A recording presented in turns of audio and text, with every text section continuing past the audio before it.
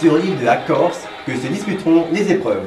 D'un côté, la France, sauvage, inhospitalière et primitive, pays de DSK, de Domenech, de Jean-Luc Delarue et d'acteurs qui font pipi dans les avions. De l'autre, l'Afrique, continent civilisé, nation d'Obama, de Martin Luther King et des Pygmées. Coup bas, manipulation, hypocrisie, traîtrise. Nous sommes bien sur koh Lanta et non pas au Parti Socialiste. C'est goûtu. Ce n'est pas si mauvais. Non, je plaisante, bien sûr, c'est dégueulasse, c'est immangeable. Merde. Ça a le goût de... Eh bien, de ce que je viens de dire. Il n'y a rien de pire que ça.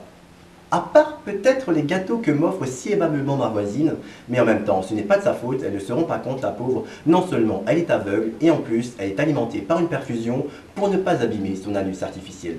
Je n'y arrive pas, je n'y arrive pas. 10 ans que j'essaie d'entrer dans cette émission sans succès. C'est aussi compliqué que d'avoir sa chance dans On ne demande qu'à en rire. C'est pas faute de volonté, mais l'épreuve de dégustation, j'y arrive pas.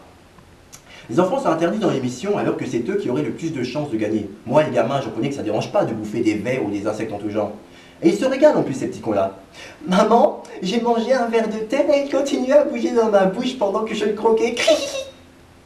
Ce qu'il y a de formidable sur koh Lanta, c'est... Bon, donc koh Lanta, pour ceux qui ne connaissent pas, c'est un jeu télévisé où vous êtes envoyé sur une île déserte avec un groupe de personnes qui vous élimineront à la première occasion. Où vous mangez des racines, seulement si vous en trouvez bien sûr, où vous dormez sous la pluie et vous réveillez de bon petit matin avec une colique fulgurante parce que vous avez bouffé des noix de coco trop fraîches la veille. Et tout ça volontairement.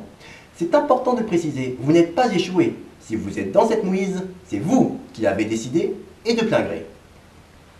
Ce qui est drôle aussi sur koh Lanta, c'est qu'il y en a toujours un qui se programme architecte en chef de la construction de la cabane. Et oui, important la cabane. Alors vous allez couper du bois. On va diviser la cabane en 35 pièces. Rien d'extraordinaire, c'est faisable, je m'y connais, je construis des cabanes depuis que je suis tout petit ici. Là, ce sera le coin des femmes, c'est-à-dire le coin cuisine. Quoi? Mais bien sûr que c'est utile. Mais enfin, ce n'est pas parce qu'on n'a rien à bouffer qu'on ne doit pas faire de coin cuisine. Ce serait un peu comme dire qu'on n'a pas le droit de faire de politique parce qu'on n'a pas de programme. Ici, ce sera le coin de WC. Par contre, on n'a pas de papier toilette. Débrouillez-vous comme vous pourrez. Pardon, mesdames? Je ne vous ai pas donné d'instructions? Eh bien, vous allez faire le ménage. En effet, il n'y a jamais de candidat misogyne sur koh Lanta. Voici venu le jour du conseil. Les candidats vont éliminer quelqu'un qui est de leur propre équipe. Sans regret, sans remords, avec joie. Le candidat éliminé est... Je fais du vrai suspense, comme peuvent le faire Benjamin Castaldi, Nico Salagas ou encore Laurent Ruquier. Ne vous inquiétez pas, on a tout notre temps, l'émission dure 2 mois.